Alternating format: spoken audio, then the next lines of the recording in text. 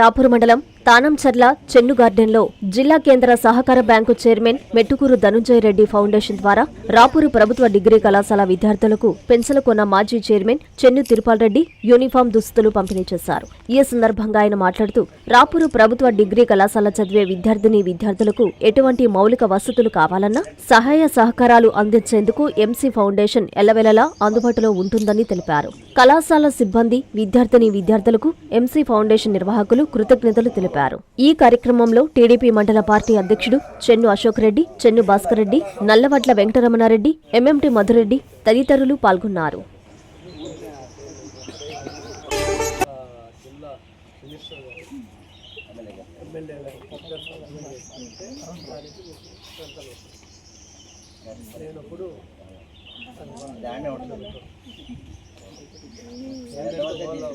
వాళ్ళ బటన్స్